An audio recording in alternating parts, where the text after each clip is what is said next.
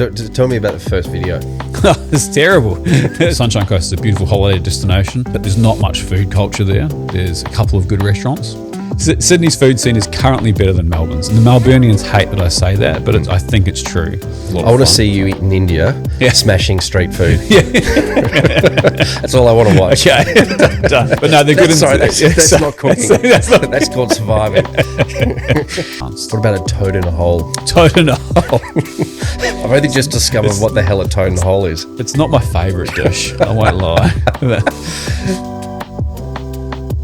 So today in the DMARGE studio for this episode of Button on Both Sides, we have a chef turned social media phenomenon, New Zealander by trade, but that's okay. You're welcome in here. Mr. Andy Hearnen, welcome to DMARGE. Thanks for having me, mate. Thank you, mate. Thank you. We've been chatting for a while on in the DM, so it's good to finally meet you. I slid into your DMs. Yeah. I just wanted to know what pans to buy, and you were more than obliging with that information. My pleasure. So, mate, give us obviously, you've got millions of followers. You're an incredibly popular guy. Sometimes. Yeah. I can't imagine you being that polarizing. No. Lucky these days. But. Yeah. But it's to talk to me about the origins of Andy. So born in New Zealand, like you alluded to in the intro. And then like most Kiwis, I guess I was obsessed with food my whole life. Always have been obsessed with food. There's photos of me at like 3 years old playing with plastic food. So I was one of those lucky individuals who have always known what they're going to do when they grow up.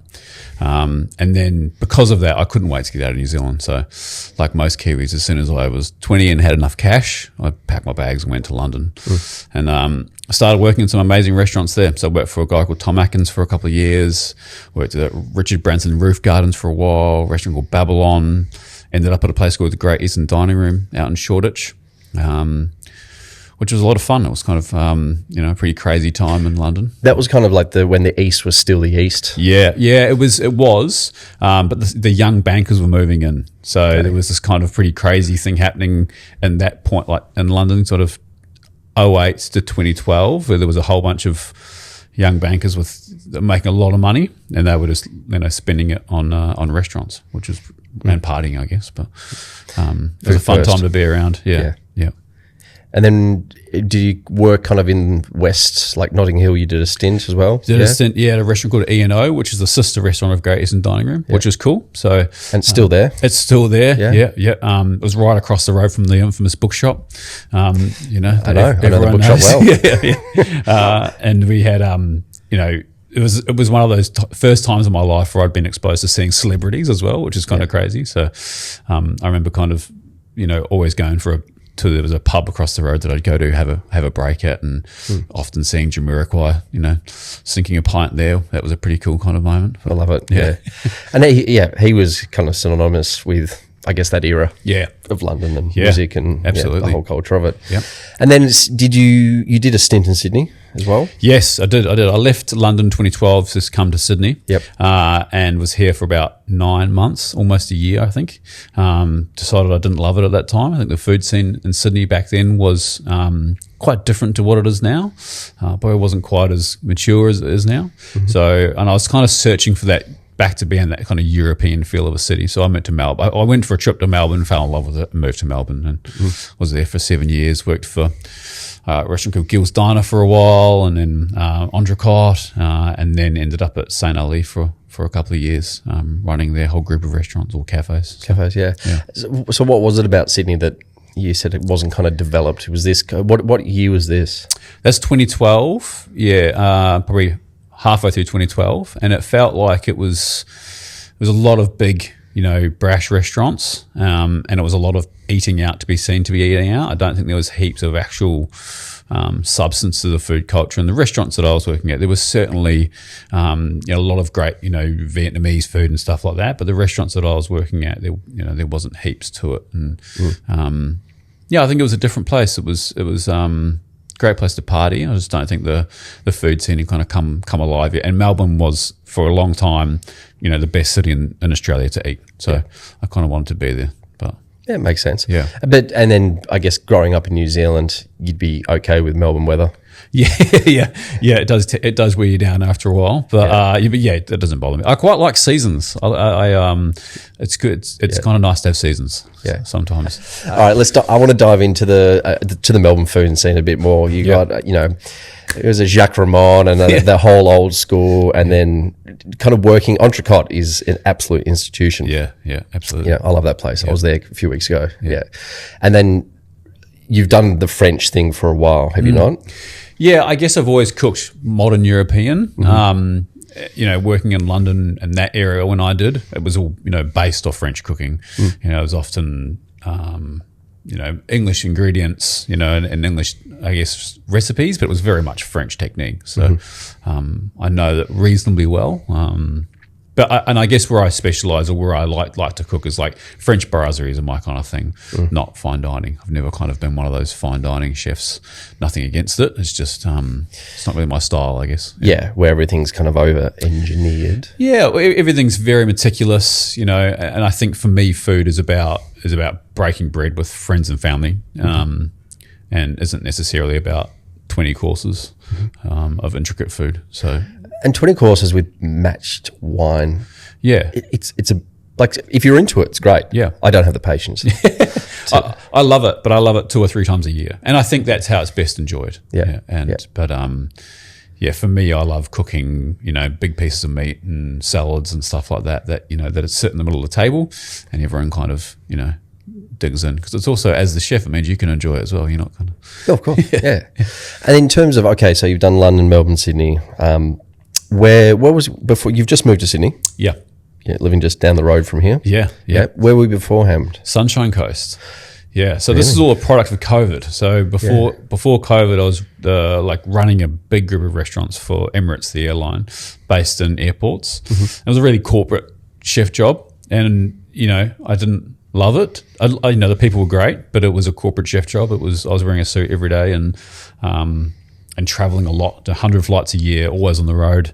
But it was a job that paid well, and you work Monday to Friday, so it was kind of nice. Where were the restaurants? Actually, in airports, or airports and hospitals as well. So you think about like the Kitchen by Mike and the Wolfgang Puck restaurant, Sydney International. That was all us, and similar things like that all around the country. And were you still doing? Were you doing the menus as well?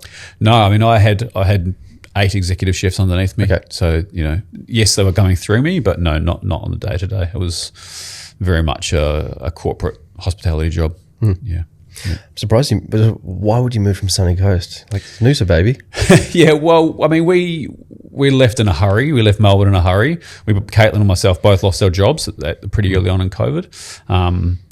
So we just packed the cars and drove to the Sunshine Coast because that's where Caitlin's from.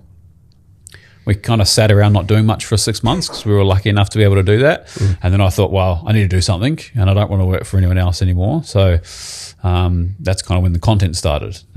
So tell me about the first video. It's terrible. It's terrible. I think I made fish tacos or something. But I was completely self-taught. I didn't have a team. I just kind of had a camera and learned how to use Premiere Pro but learned by making videos. And I thought it was just watching content, always loved content, loved cooking content. So I thought, and I saw people, like people who are my friends now, but like guys like Josh Wiseman making content. And it was like that realization that he wasn't too dissimilar to me. It's like, well, if this guy can do it, surely I can, it's that kind of aha moment. So, and then it was just all in, let's make as many videos as we can and get as good as we can at this.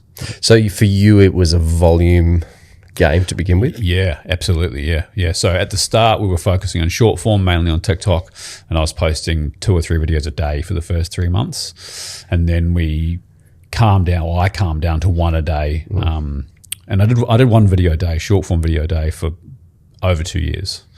Yeah. See, this is the thing that people don't realize. It is, and I hate to say this, it is a volume game a lot of the time. It's a volume game. But you had a single formula though. Almost. Different formats, but it was all food related. Yeah. But it was always, the series that really blew up was the Hey Babe series, and we definitely rinse and repeat that, and we still do them now every now and then. Yeah.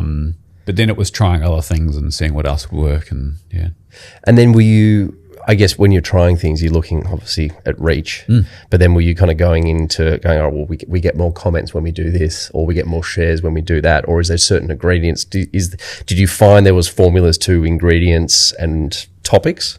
Yeah, I think with cooking, with food content in particular, it's about trying to inspire. For us, it's about trying to inspire people to cook better food. So there's 1,000 recipes for lasagna online. How can we make a video that makes it stand out and inspire someone to do it? So it's breaking down those barriers, I think, and making sure it's approachable. And we're lucky now we don't kind of stress too much about numbers in that sense. It's like money. People who've got lots of it, don't worry about it. But it's got lots of followers. Lots of followers, and it's not. It's about now for me. It's turned into I want to make content that I'm proud of and that I want to make, and I think that's more important to longevity at this point. But we're 3 years into it, so we can kind of. But the growth curve you've had in 3 years is huge. Yeah, and I don't want people to think that that's normal either. Like, we got very lucky with our timing. There's a lot of reasons why that happened, but it's not normal. So I don't want anyone to sit there and go, oh, if he can do it, I can do it. I don't think I couldn't replicate that again if I started from zero. Yeah, but I also think the personality plays into it a bit as well. And as we were talking off camera before, is that approachability. Yeah, I think if you are quite approachable and seem like a good bloke, people are going to be more likely to want to watch you on the regular. Yeah, I think it's that people always talk about this about being genuine, and it's true. If you just got to be yourself, like, someone who's in my eyes is one of the most genuine human beings and lovely human beings I've ever met. The Volk, came off a big win last night. Yeah, go Volk. And it's the same thing. People love that guy because he is who he is. He's a genuine human being, and so people react well to it. Yeah. And then I think people can see. People are not stupid. They can see through the bullshit. Absolutely. Pretty quick. Had you been at Coachella this weekend wearing your outfit and going, woo, I think people would have gone like, oh yeah. And you do have a brand. Yeah. And is the brand, talk to me about the Andy Cook's brand. Is it Andy Cook's or is it now Andy Hearnen? How do you see that? No, I think it's Andy Cook's. And that was deliberate at the start because I think my last name's not common, so it's tricky for people to pronounce. Like me asking you. Yeah. So I think there was a deliberate, like, oh, let's just kind of, have another brand name to it. But I got asked this question the other day. It's like, is it the same person? And it is the same person. It's not two different personas. Yeah. But yeah, the Andy Cook's brand is about someone who is just trying to inspire people to cook better food at home. And keep it open and honest, and stick to my brand values or my personal values, which are integrity and honesty. And if I make mistakes, I'm only human. So just learning from those mistakes and admitting when you're wrong. Let's talk about haters. Yeah, do you have? haters. I can't imagine you having many of them. No, I don't think I hate. I think learning to deal with criticism online is a skill. Now, cooking content can be very divisive. But it's very different to if you're a personality or a lifestyle creator or something. I think the criticism is because people are concerned about the way you're representing their culture as opposed to. Interesting. Yeah. I think us Westerners don't understand just how much food is a representation of other people's cultures. I think we take it for granted. I think people in our position,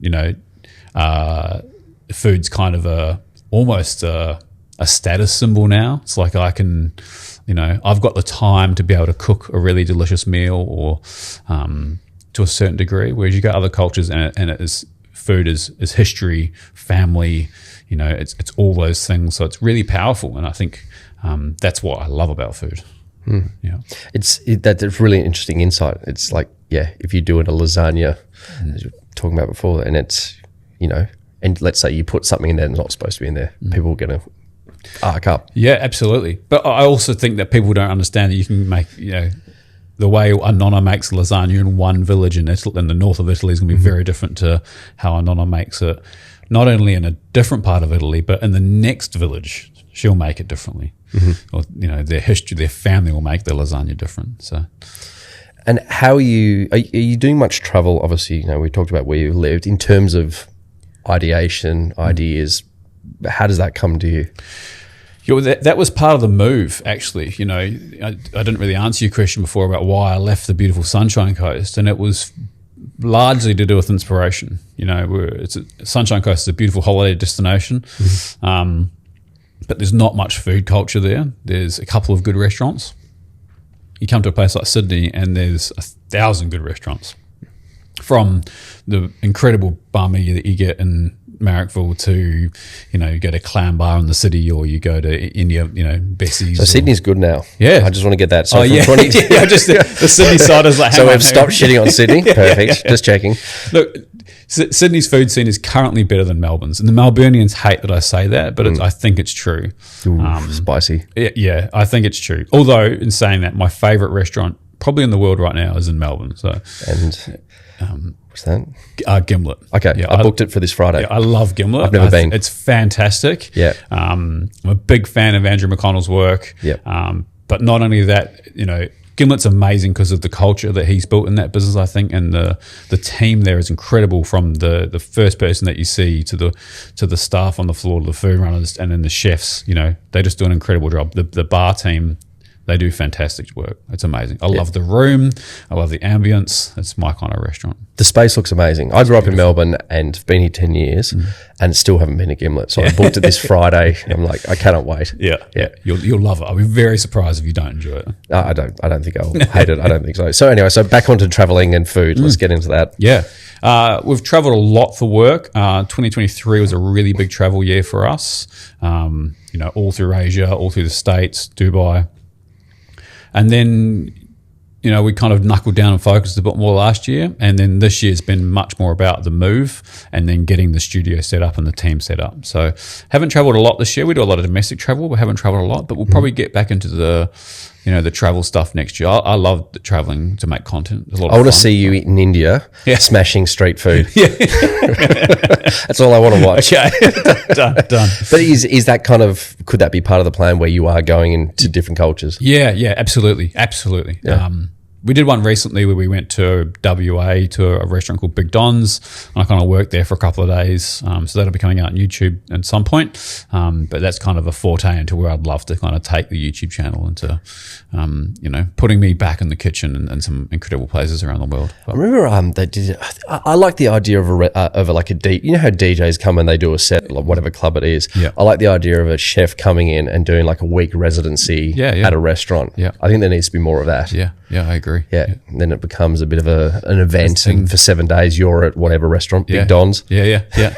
Why Big Don? What is it? Is it Don big? Big Don's not big. No. He's not small, but he's not big. But I don't know. It's a barbecue restaurant. Nice. I think the name kind of suits really. But it's a pretty incredible story. They're not from hospo. He started smoking briskets in his backyard, and now he's got probably one of the best barbecue restaurants in the world. Smoke briskets, not bongs. Smoke. It's a words t-shirt to live by. That is a t-shirt. That can be the next DMARGE run of t-shirts after the Formula One thing. So, and the business is yourself and your partner kind of running the show? Yep. And is there more people in the business? How does that work? Yep. So we've got an editor, Caleb. I've got a producer, James. Currently in between videographers at the moment. Probably need to hire another editor. But small team, but I kind of like to keep it small and it makes me get agile and move fast and all those good things. But that's pretty good. Like that's for your, I guess, the cadence and the output that you have as a platform or as a brand. Yeah. That's a really small team and it's very efficient. Yeah. And that's pretty important, I think, is to be small and efficient and agile. We're probably a bit lean at the moment. We could probably, I could probably maybe employ a couple more people. I'm sure my team is nodding right now in agreement, but no, they're fine. Just looking at Viet now. No, you can do more videos, can't you, mate? Yeah. But we make 2 YouTube videos a week and currently 4 or 5 shorts a week. So we're making a lot of content. Okay. Yeah. Talk to me about the platforms, the differences between YouTube, TikTok and Instagram. Kind of how do you see each platform working? I think you could make content for each platform and it could be different and it would work better. Now the reality is then your teams just blow out and So we just think of ourselves as with two types of content currently, short form and long form. So short form is a minute or thereabouts. Long form is anything from 15 to 30 for 40 minutes on YouTube, and only on YouTube. We put it on Facebook too, but it doesn't really fire that well there. But they're kind of different. I think the short form stuff, even though there's still recipes attached, it's kind of more so there to inspire people. It's like, oh, try this. Here's a recipe. Try this beef stir fry.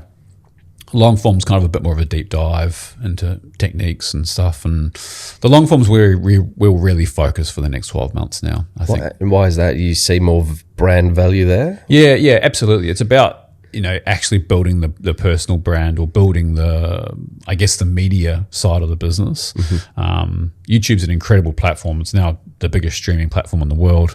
It does streams more on TVs in living rooms than Netflix, so it's all those streamers are just seriously worried about kind of YouTube and the way that its trajectory, because it's flying at the moment, and I don't see any sign of it slowing down, but it's very competitive because it's the cost of making that stuff is very, it's vastly different to making a show on Netflix or anything like that. So, as in, the time it takes. So let's say you're going to do a deep dive episode, that requires a lot more planning on your end, doesn't it? Absolutely.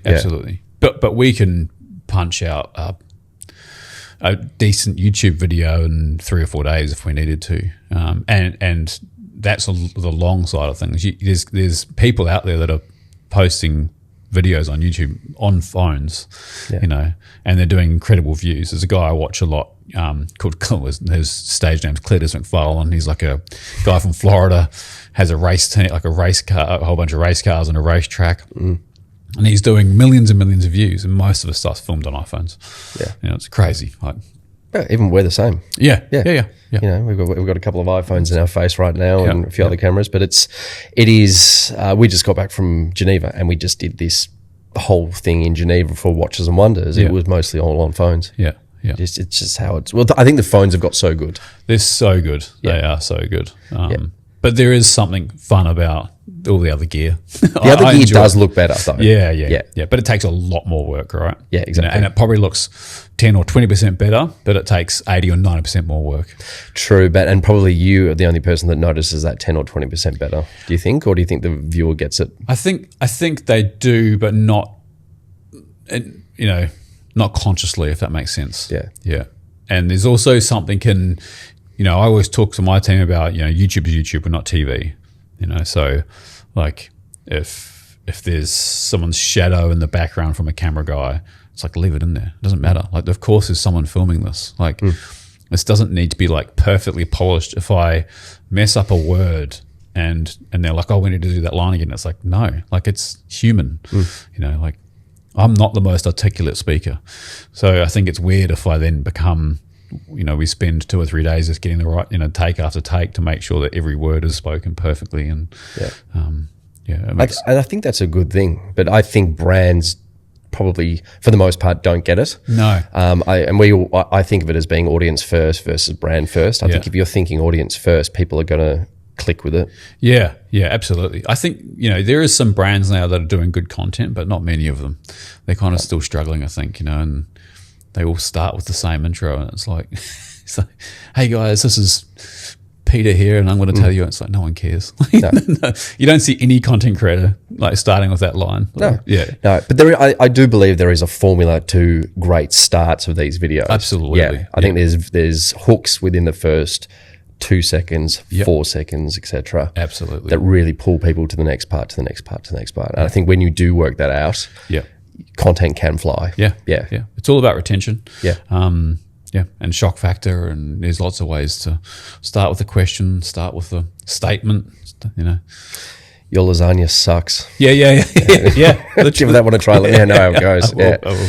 Let's dive into the kitchen because it's kind of, again, my fascination is with barbecue and steak and all those things like that. So if you're a guy, because our audience is predominantly blokes. Yep. What are the things they must be able to cook, although they should be able to cook by the age of 30? You should be able to roast a chicken, and you should be able to cook a medium rare steak. Yeah, that's easy. It's pretty easy. Other than that, I think having a good like bolognese sauce under your belt is pretty important. And then knowing like 2 or 3 basic salads, and salads can be a lot of things, all right? It's not just the chips and salad from the pub, like I think people need to think more broadly with salads, it's like you can make anything into a salad. So go to the market, see what's in season, what's looking good, and think about how you can, if you just took any veg and, any leafy green or whatever, you just blanch it for 2 or 3 minutes in salted water, cool it down really quickly by putting it in ice water, and then dry it really well, dress it with something, and you've got a salad. That's it. Yeah. So going beyond just lettuce. Yes. Yeah. What are your 3 salad ingredients right now? Oh, that's a great question. It's tricky, right? So because a lot of our audience is from North America, we're stuck in different seasons often. But I mean, I love asparagus when it's in season. But I'm a big advocate for only eating asparagus when it is in season, because often the asparagus we get here in Australia is from Mexico.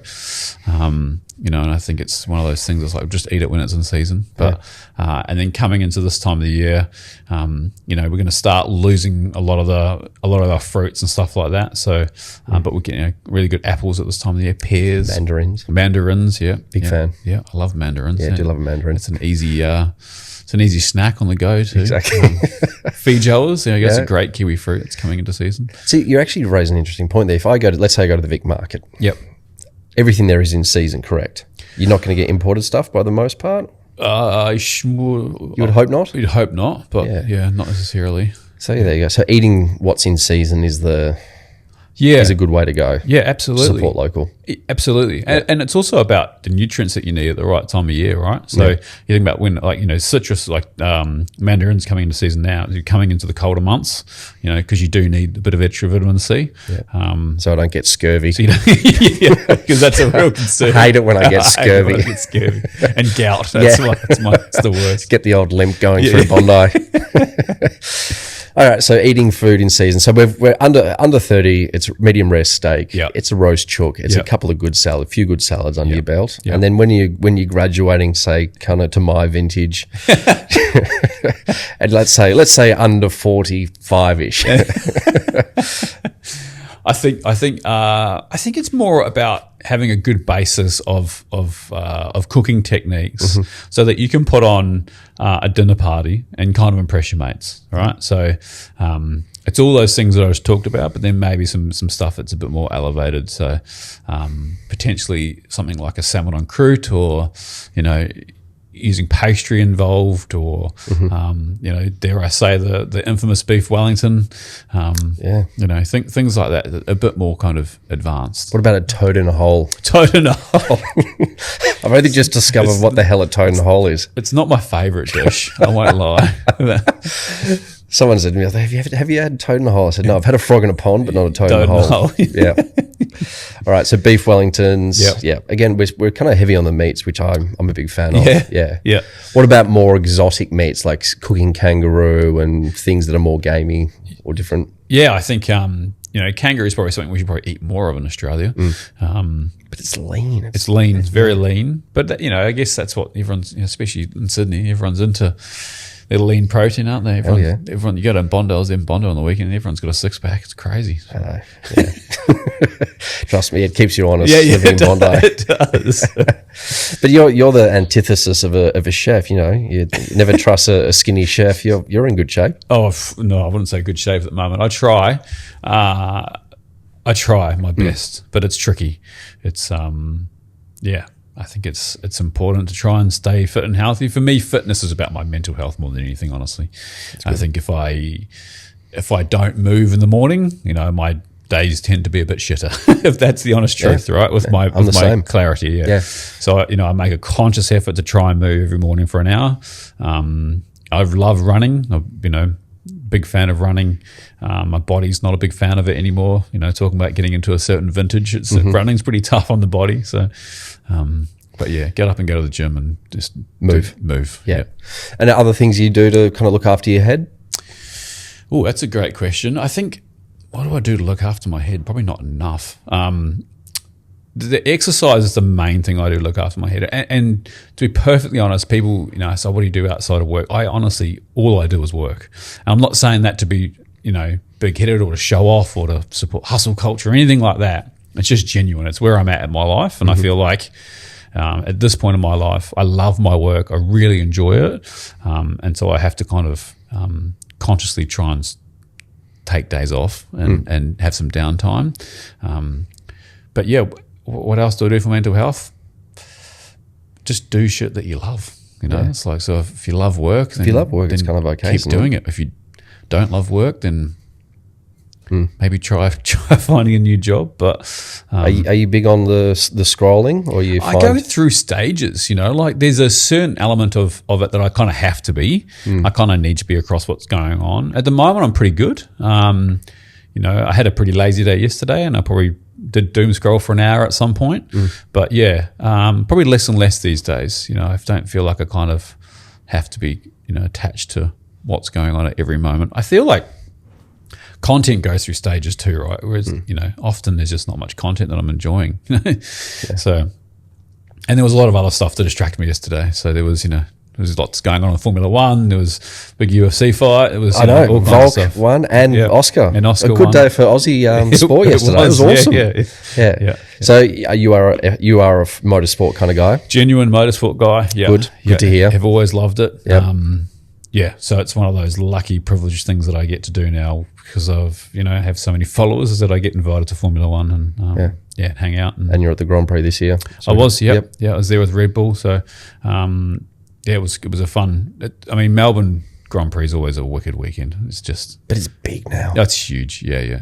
It's it's massive. Monster. I'd never realized. I hadn't been to the Grand Prix since pre-COVID, and the scale of it is gigantic now. Yeah, it's crazy. Yeah, and it is the event. It's funny. All the Melbourne socialites are out.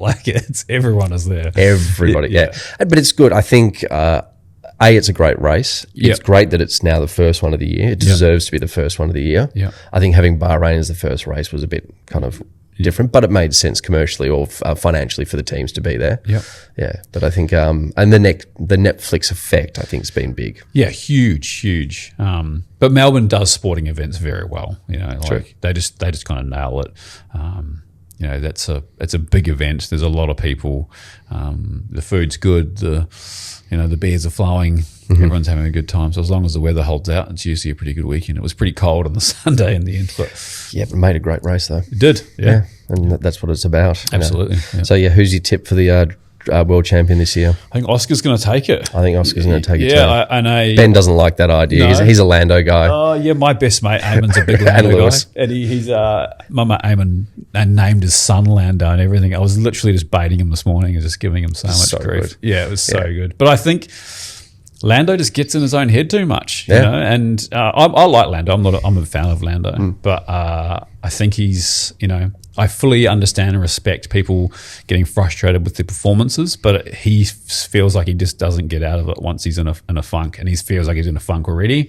And I think one of Oscar's superpowers is his temperament and the way he carries himself. He's so cool. He's so cool, calm and collected, and he could have cracked the shits at what happened in Melbourne and been in the funk, but he didn't. He got himself out of it and just bounced straight back. So I just love hearing him on the radio. He's just so calm. So calm. And I think having Mark Webber in his corner is a big plus. Absolutely. I think Mark's a pretty good guy. He's a straight shooter. Yeah. So he's anyway, so that's F1 this year. Moving on. As your popularity has grown, so has your celebrity status and the people you meet. Do you find yourself kind of meeting people and going, oh wow, it's kind of, I can't believe I met this person or that person?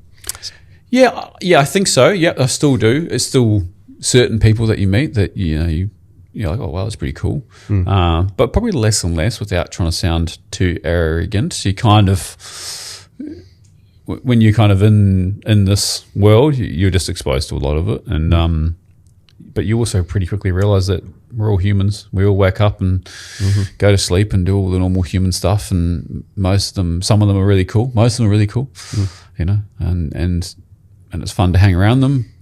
For me, it's more the the stuff that I get excited about is the chefs that I meet, and I'm like, oh wow, that's pretty crazy. Like, these are like people that I've looked up to for a long time. Who are those chefs that you really kind of admire? So there's a guy, there's a chef, Ben Sherry, who's, I've always looked up to him and loved his work. And now I'm really privileged to say he's one of my good friends, and it's those type of relationships that I cherish more. And I love Ben because he's a genuinely lovely human being. He's an amazing chef. But he's also a top guy. Like he's a genuinely nice human being, which I kind of value more than all his accolades for his cooking. So. Do you think there's a correlation between, success and becoming friends with other successful people? I'm being very honest here, going, okay, you've got a massive following, everyone knows who you are, so therefore it opens a lot more doors for you, and then it's up to you to choose who you want to be friends with, or who you can be friends with, or who you click with. Yeah. I think there's something there's something being put in the public eye that you can kind of only once you're in it, you can only really understand it. And I think if you share that similarity with someone, then it's an easy kind of thing to kind of bounce off. But yeah, it's I don't know. I don't socialize heaps, anymore. I'm not like one of these people that's in all the events or anything like that. It's kind of more focused on my work. But when I meet people that inspire me and that creatively especially, that's kind of what excites me. And when you have like good conversation with someone and you walk away and you go, wow, that's, like I took something from that. That's kind of more important to me than much else at the moment. It's a good way to be. Yeah. It's kind of, it's a nice, and again, just you seem incredibly grounded. It's like, I'm just making food. Yeah, I think that's it. I'm just cooking food and just doing what I love. And I think it's also a privilege. One of the things about being a bit older, it's like, I think if this happened to me when I was in my 20s, it'd probably be a very different story. Oh, you'd be insufferable. Yeah. So you would have had like 3 layers of management before I got to you. Yeah. Please send questions in triplicate. No, there's none of that. It's just Caitlin. You just got to navigate. And she's much harder than I am. So is she?